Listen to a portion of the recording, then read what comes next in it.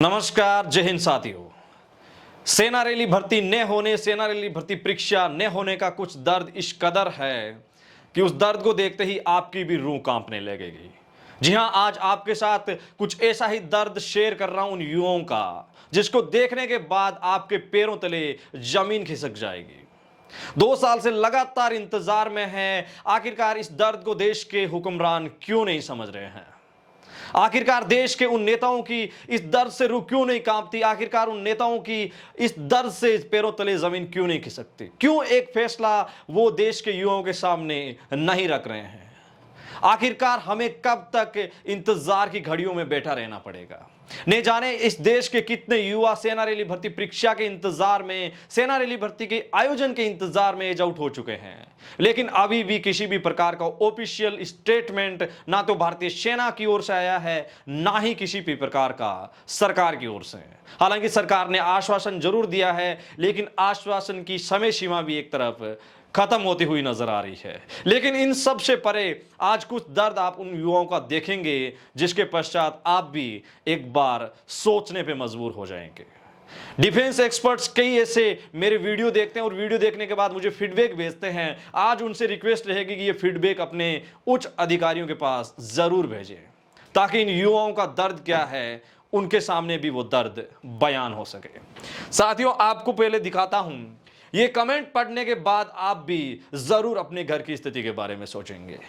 देखिए, एक यूजर ने लिखा है, रॉयल रिट्स ने, कि मेरी मां मुझसे रोज पूछती है, बेटा तेरी परीक्षा का क्या हुआ? अब मेरे समझ में नहीं आता मैं मां को क्या जवाब दूं।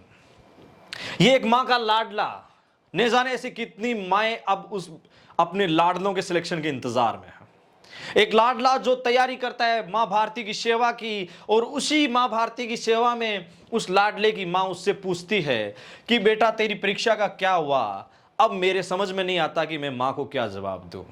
भारतीय समाज संस्कृति हमेशा संस्कारों के लिए जानी जाती है, लेकिन जब बात आती है आपको पता है इंतजार की, तो कहीं ना कहीं वो संस्कार और वो संस्कृति के दायरे भी कम पड़ जाते हैं। कुछ आपको और ऐसे साथियों से अनिल सिंह लिखते हैं कि ये बच्चे केवल दौड़ना जानते हैं, अपना हक लेना नहीं जानते हैं। सच ही बोलते हैं कि आर्मी की दौड़ लगाने वाले बच्चे दौड़ते दौड़ते गंवार हो जाते हैं। अनिल जी का बहुत तीखा व्यंग्य है।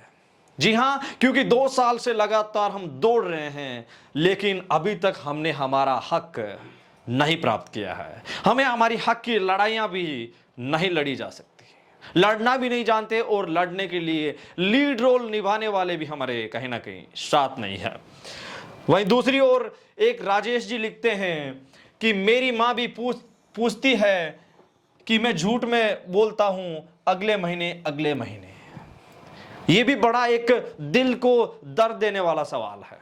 एक लड़के की एक मां उससे पूछती है कि बेटा तेरा एग्जाम कब होगा, तो वो उसको बोलता है अगले महीने।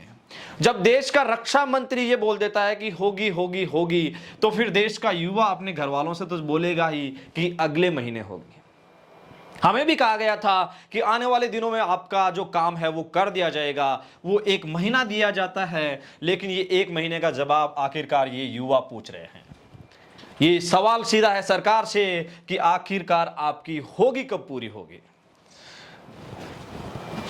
एक साथी और लिख रहे हैं, बहुत ही जबरदस्त आज के माहौल को देखते हुए उन्होंने लिखा है कि मेरा देश जल रहा है, आग लगी है सीनों में, हुक्मरान सब व्यस्त है खून युवाओं का पीने में। जरा गौर कीजिए इस लाइन के ऊपर कि मेरा देश जल रहा है, आग लगी है सीनों में, हुक्मरान सब व्यस्त है खून युवाओं का पीने में। एक ये खून पीने जैसा ये इनका व्यंग्य बहुत सटीक है, क्योंकि इंतजार बहुत एक अलग लेवल पे हो जाता है जब आपको आर्मी में जाने के लिए केवल 2 साल का ही मौका या 3 साल का मौका दिया जाए, और ये मौके जब हाथों से फिसलते हैं तो ये सटीक लाइनें नहीं, बल्कि ये अपने दिल के वो दर्द हैं जो भारत मां की सेवा के लिए युवा पालते हैं। एक यूजर लिखते हैं, रंजीत सिंह, कि भाई मेरी मम्मी जी ने पापा जी शाम को काम से वापस आकर पूछते हैं कि कोई न्यूज आई क्या एग्जाम की। जी हां, इसके फादर और मदर बाहर काम के लिए जाते हैं, और आपको पता है ग्रामीण संस्कृति और मिडिल क्लास के परिवार के बच्चे सेना में जाने का उनका रेशियो अलग रहता है, जुनून अलग रहता है। उनके परिवार में उनके माँ बाप काम के लिए जाते हैं, लेकिन उनके काम की जो करवटें हैं वो इस कदर तक जाती है कि वो जब वापस आते हैं तो अपने बच्चे से पूछते हैं कि बेटा तेरे पे ही तो हमारी आस थी, तुम्हारा एग्जाम को आखिर हो क्या गया है, क्या इस एग्जाम को लेकर सरकार या किसी भी प्रकार की अपडेट आई है। लेकिन उस युवा की ओर से जवाब रहता है नो, ऐसी कोई अपडेट नहीं आई है, हम अपडेट केवल सोशल मीडिया पे जरूर देखते हैं। लेकिन इंतजार है ऑफिशियल अपडेट का, लेकिन अभी भी लग रहा है कि ये ऑफिशियल अपडेट लगातार इंतजार में ही रहेगी। उम्मीद है आखिर कब तक करें। हो सकता है आज मेरे शब्द बहुत सारे साथियों को कड़वे लगेंगे, लेकिन इस दर्द के आगे ये शब्द कम पड़ रहे हैं। आखिरकार सरकार क्यों नहीं इन युवाओं की सुन रही।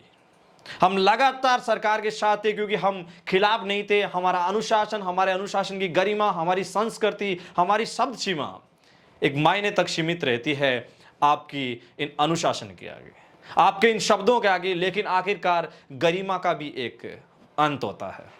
इसलिए देश के युवाओं को मजबूर ना करें कि वो इस तरीके से आए जिससे कहीं ना कहीं हमें भी मुश्किल स्थितियों का सामना करना पड़े। सरकार से फिर गुजारिश है कि देश के युवा जो मांगते हैं वो किसी भी प्रकार का हक और रोजगार नहीं, ये मुद्दा है देश सेवा का, ये मुद्दा है देश के प्रति जुनून का। इस जुनून को मिटने मत दीजिए।